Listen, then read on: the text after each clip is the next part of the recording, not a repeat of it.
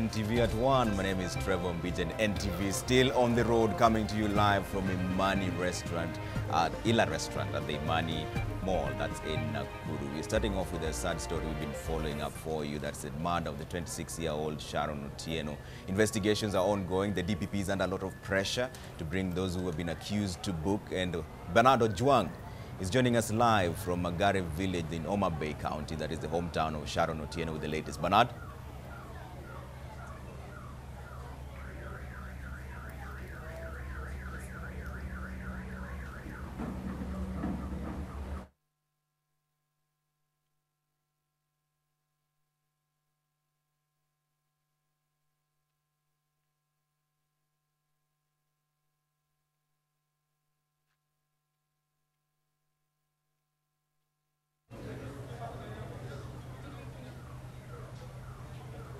All right, we apologize for that slight technical hitch. I'll be getting in touch with Bernardo Juang in just a bit. He's in Magare village, that's in Homa Bay County, where Sharon Otieno hailed from. The investigations are still ongoing. But like we mentioned earlier on, the Director of Public Prosecutions, Nordin Haji, has cautioned the public against jumping into conclusions on investigations into the murder of 26-year-old university student Sharon Otieno. The DPP says that investigators are also keenly looking into the shooting of former Garissa Finance CEC Idris Mukhtar. Haji's added that they will follow the evidence wherever it leads, and even if it implicates high-ranking politicians.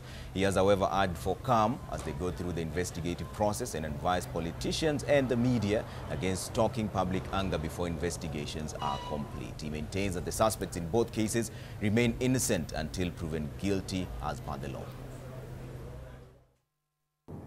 One thing that I want to caution Kenyans about is investigations sometimes take time. You have to be patient. You cannot expect for us to have answers and to prosecute immediately a murder occurs. There is a process. There is DNA to be looked into. There are several theories that have been put forward. Those two have to be looked into and exhaustively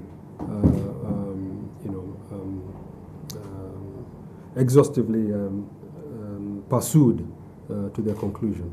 So let's be patient.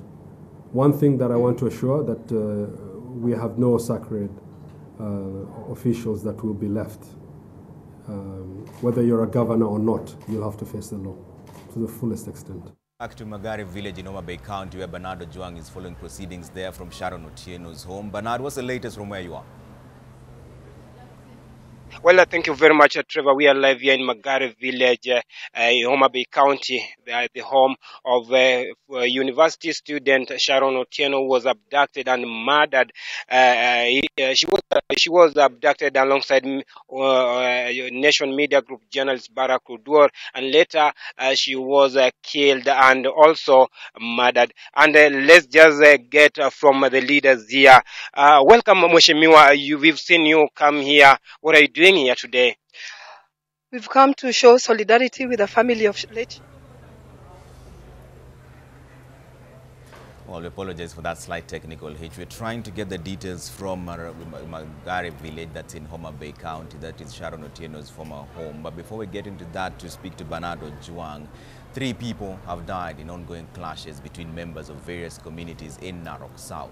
29 suspects have been arrested in connection with the skirmishes, which has resulted in hundreds of houses being torched, property lost, and families even displaced. More than 20 schools have been closed in the area so far. Shops in several trading centers also remain closed. According to the government, the clashes have been funded by politicians due to the ongoing Mau forest evictions. Residents are now calling on the government to intervene.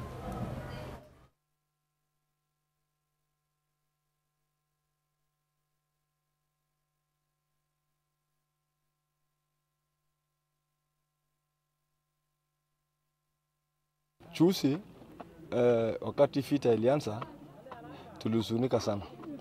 Tumepoteza mali nyingi na hatukuwa natarajia. Imeadhiri shule nyingi, karibu shule 15 zimefungwa na wanafunzi ambao wanatarajia kufanya mtihani wa kitaifa KCPE na KCSE.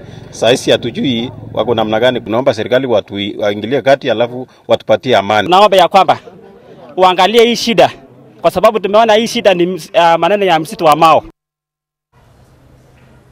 As we're trying to cross over to Homa Bay to get the details from the Sharon Otieno murder investigation, pressure is mounting on the Director of Public Prosecutions, Nurdin Haji, to see to it that parties behind the heinous murder of Sharon Otieno are brought to book as soon as possible. Wiper Party leader Kalonzo Musyoka and Nairobi Governor Mike Sonko are among those who have agitated for transparent investigations and an assurance that all the suspects will be treated equally regardless of their stature in the community. The leaders were speaking at the 3-year memorial service of Sonko's late father in Machakos yesterday. The details of the gruesome murder of Sharon Otieno, a 26-year-old university student, and her unborn child are confounding. Added to that, the controversial nature of her death have led a number of elected officials and national leaders to demand that the justice system not fail her. These people, we should hang them, tie them on a tree somewhere in Nairobi National Park so that they are eaten by wolves and eaten by hyenas. Hata kama ni nani akiangai, nobody deserves to die like this. Postmortem inasema Sharon alidungwa visu mara 6, akadungwa mtoto tumbo. Kwa hivyo mimi nasema DPP, Nurdin Haji, Kinoti, wacheni kucheza na Wakenya walio wengi. Sharon's body was found on Tuesday last week following her abduction, together with Nation journalist Barack Odwor. Odwor, who escaped his captors by jumping out of a moving vehicle, has tied Migori Governor Okoth Obado's personal assistant Michael Oyamo to the crime.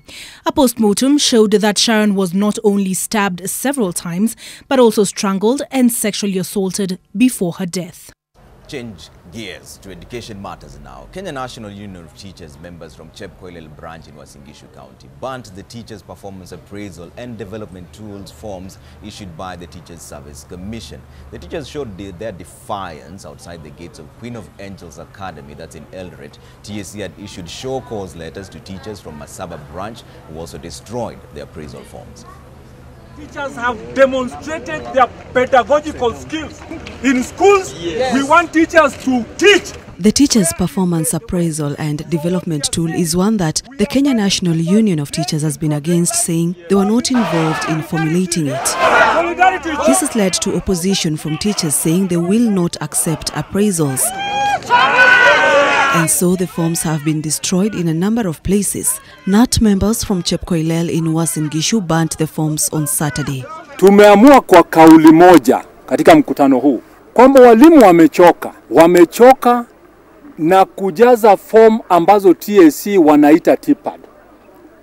Forms hizi zikiletwa, Teacher Service Commission ambaye ni mwajiri haikushughulisha Kenya National Union of Teachers ambayo inatakikana. Sasa walimu wetu wote wanasema wamechoka, walienda kule kosi ya kufunza na wakafunzwa jinsi ya kufunza watoto. Hawakufunzwa jinsi ya kufili hizi TPAD.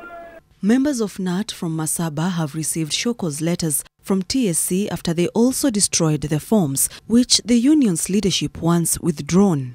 If they don't withdraw those warning letters, we will bring out teachers in this country. That they can take it to the bank. The teachers said they were capable of teaching without the appraisals. Leo hii kwa kauli moja tumesikizana na tukateketeza, sio kuchoma tu. Tukateketeza forms za mwajiri Teacher Service Commission na mnaweza mkayaona pale yameteketezwa zote. Tunasema kwamba walimu wote warudi darasani kwa mwito moja. Teachers back to class, rest in peace, TPAD. TPAD walale salama kaburini. Walimu wamechoka, na punda akichoka mzigo hulitua. Tumetua mzigo wa TPAD. The teachers had convened for their annual general meeting at Queens of Angels Academy in Eldoret. Sharon Baranga, NTV. International World Literacy Day. The government is concerned by the high illiteracy level in Wajir. The county government says it has been trying to offer scholarships to students there to try and bridge the gap, but not much has happened so far. It currently lies as the second lowest in terms of illiteracy. Lillian Kagendo, a student at Wajir Polytechnics, displays our technical project during the celebration of 52nd International Literacy Day at Wajir. Kagendo is among 216 beneficiaries of competent-based skill development program involving electrical wiring, plumbing, motor vehicle mechanics, tailoring, and BT therapy.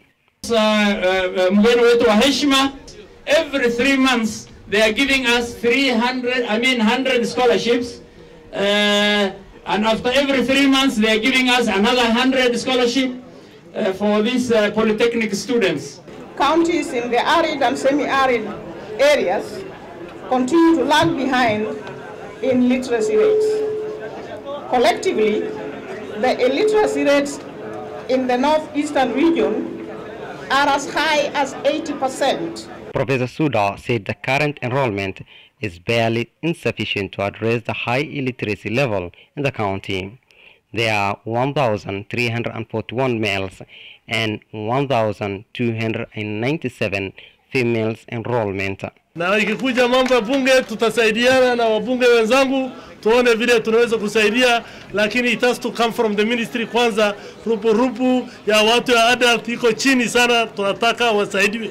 Vijana wale wa vijana kutoka county ya Wajir lazima wafaidike kutoka the new grades that have been provisionally provided for by the government of Kenya, so that we can be able to get number of teachers for this county and the Republic of Kenya. Mwaka huu tumetenga shilingi 142 million Kenya shillings kwa watoto wetu wa secondary, university na kadhalika. Professor Suda urged invigilators to safeguard the integrity of the examinations. Nurdin Almoge, NTV, Wajir County. From Wajir, let's talk about trade matters now. And Wiper Party leader Kalonzo Musyoka is supporting the trade ties between Kenya and China, saying that the partnership will be crucial in improving the country's infrastructure. The former vice president said that the challenge the country is currently facing is corruption, which according to him is a threat to development. He was speaking in Machakos County. Ilikuwa ni Umoja wa Afrika kuonyesha kwamba shida tulizonazo nchi kama Uchina inajitolea kuhakikisha kwamba barabara zinajengwa. I know kwamba serikali imekopa. The problem ni kwamba ufisadi umewaniri kiwango umefikia kiwango ambacho kusema kweli ni cha ajabu. Sijui mnajua kwamba kuna wengine wanachanganya mafuta ya petroli na mafuta ya taa na kuuza kama mafuta. Ufisadi has become too much. So if we are going to build this country, Wachina walisema ukitaka maendeleo jenga kilomita moja tu ya barabara. From that, some sad news. One of the 5 KDF soldiers who perished in Lamu on the 29th of August after their truck ran over an improvised explosive device has been laid to rest at his home in Kaprongoya village in Kabarnet, that's in Baringo County.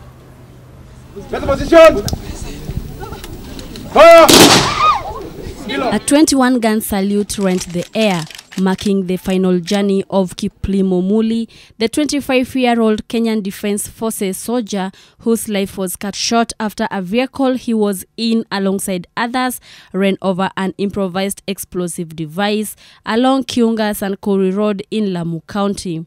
Those of us who have worked with Senior Private Muli Kiplimo respected and admired his great love for the country and the family.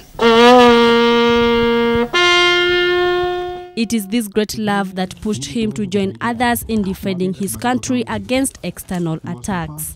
Jamii mjipe moyo na tuendelee kusaidia serikali katika vita hii ya ukaidi. Taifa letu iko na changamoto kubwa sana. Na changamoto kubwa hii ni lazima sisi wote tushirikiane kutokea mtoto kidogo mpaka aliye juu to ensure that we are safe and secure in whatever place we are. Kiplimo was only a year old in the service when he died. He has joined the list of KDF soldiers who made the ultimate sacrifice for their country. Achieng Wimbley, NTV.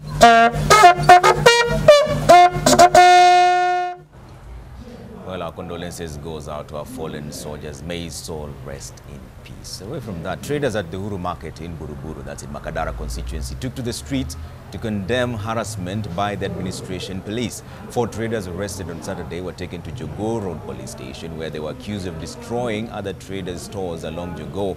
But the traders thronged the station, alleging that it was attack the police were using to extort money from the traders, as those were just fabrications. The traders allege that the administration police have been targeting the traders' business and falsely accusing them of being part of the Mungiki sect. Traders vexed by the harassment they receive from the administration. They want justice for their colleagues who had been accused of demolishing stalls. They allege the administration had been targeting them and accusing them falsely as a way to extort money from the traders. Some traders were also arrested for claims of being part of the Mungiki sect. Tukifunga kasi hao vijana ndio wanatusaidia. Na vijana hao tunawajua tangu waingie hiyo sokoni, ni watu wazuri, wana maneno. The traders' father alleged that the administration is threatening them, saying it will sell their stores to other business people. The 4 traders were thereafter released on a cash bail of 10,000 shillings each. Helen Aura, NTV. Well, time now for the latest sporting action. We cross over back to county number 47, where Warote Kiru is standing by with the latest in our NTV studios. Warote, all hail Zarika, the Iron Fist, hey? Yes, indeed, Trevor. It was quite a night, and not as expected. Everyone expected Mercado to be an easy prey for Zarika, who has an iron fist, but kudos to Mercado because she actually gave the fans who turned out at the KSCC quite a night to remember, pushing Fatuma Zarika all the way to the 10 rounds. And we'll be giving you details of that fight a bit later on. But for now, let's start with a clarion call by Coach Sebastian Minye, talking about respect, respect, respect. Remember that from Jose Mourinho. Now it's come closer home with the Kenyan coach saying that he deserves a lot more respect. And he was speaking after Kenya shocked Ghana 1-0 in an AFCON 2019 qualifier at the Kasarani Stadium. In almost 3 minutes of an outburst, Minye blasted stadium management, players who snubbed his call-up, and basically what he termed as lack of professionalism in Kenyan football. My boys gave something incredible. I'm very happy of that, but I'm not very happy at all, in fact. And I think I will be very short tonight because during the week, it was a missing of respect with this team. When I saw Cameroon have a training in Israel and not us, we were in military school.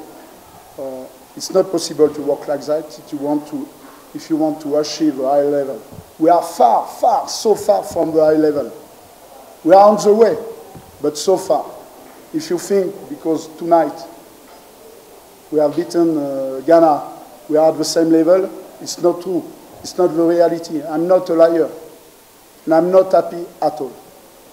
Hugo Lloris, world champion in France, is playing for Tottenham. He was in Paris to check with the national doctor if his injury was true or not.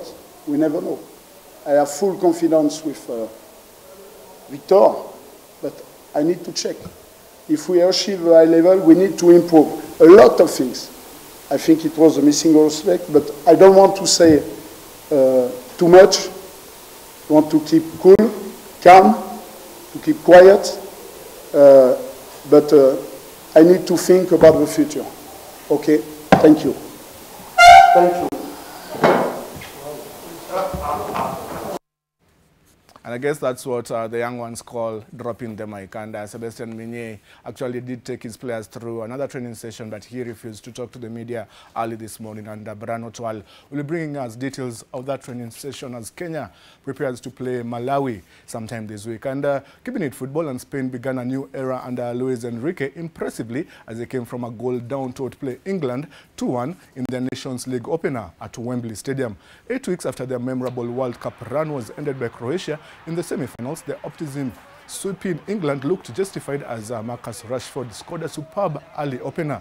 But Spain, featuring only 5 of the players that started their last 16 World Cup penalty shootout defeat by Russia, stormed back before halftime through Saul and Rodrigo. In the peak of other Saturday results, Switzerland hammered Iceland 6-0. Smiles off English faces. Passing, the movement, bodies in the box, a lot more to do than Marcus Rashford had it. Did he get a touch? He thinks... So he makes a run across, but then Anderson, not quite sure what... And all those people...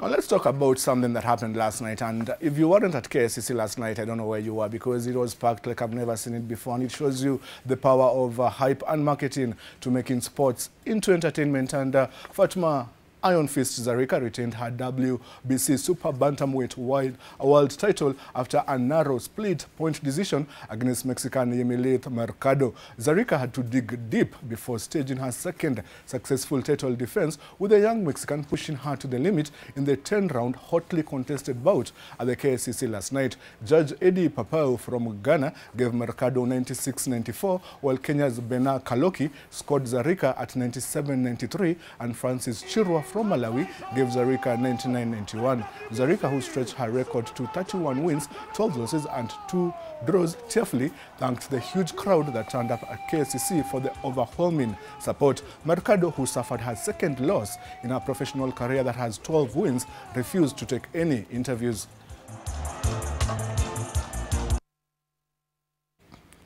And let's talk a bit of athletics now. And Kenyans Conseslus Kipruto, Emmanuel Korir and Winnie Chebet stormed to victories to hand Team Africa maximum points in the IAAF Continental Cup held in Ostrava in the Czech Republic. However, a bad day in the office for world champion Helen Obiri, who finished third in the women's 2,000 meters in a race that was won by Sifan Hassan of the Netherlands. Every lap we were actually sprinting before that line, and I was always clever. I was always watching TV, watching side by side to take care to see how the people were sprinting. Again, I was very happy to win for Africa, to win for myself, my country, and my fans all over the world. So I'm very happy. Winnie Chebet emerged the winner in the women's 1500 meters after leading for most of the race. The African champion became the only second African winner in the event in the World and Continental Cup history, after her Sibabul Merka in 1994. Shelby Hulan of the US was second as Moroccan Rababe Arafi completed the podium to give Team Africa the maximum points in the team competition. The end of a long season, Chebet takes it, Houlihan second, Arafi third, so that's good news for the African team, first and third. African 800 meters silver medalist Emmanuel Korir lived up to his billing as favourite in the men's 800 meters, as he and his Team Africa teammate London 2012 silver medalist Nigel Amos of Botswana ensured overall victory in finishing first and third respectively. Very tight. Korir won in 1 minute 46.50 seconds. Murphy and I think Amos just finished in third. It was very tactical in the end. That was a very intriguing race. And let's talk tennis and something that's causing ripples across the world. And Naomi Osaka became Japan's first ever Grand Slam champion after she beat Serena Williams 6-2, 6-4 in a controversial US Open final. With Osaka in control of the match after taking the first set, Serena suffered a meltdown after she was handed a court violation for on-court coaching. A string of bad behavior followed from Williams, and she went on to incur a point penalty for smashing her racket before being slapped with a game penalty for launching into a verbal attack against the umpire. The controversial finish cast a cloud over what should have been Osaka's shining moment. The result prevented Williams from winning a record-equaling 24th Grand Slam title.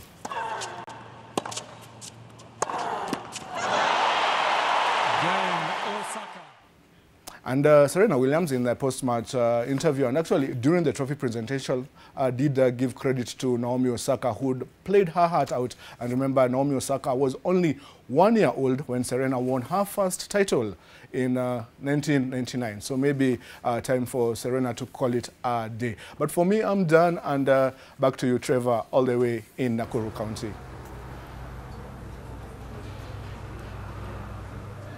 Thank you so much, Warothe Kiru. We're also wrapping it up from county number 32. Special thanks to Ila Restaurant at the Mani Mall right here in Nakuru. We're still here at 7 p.m. and at 9 p.m. My name is Trevor Ombija. Always a pleasure having you with us. And stay with NTV on the road. We have a lot more coming your way. We might be coming to your county next. Bye for now.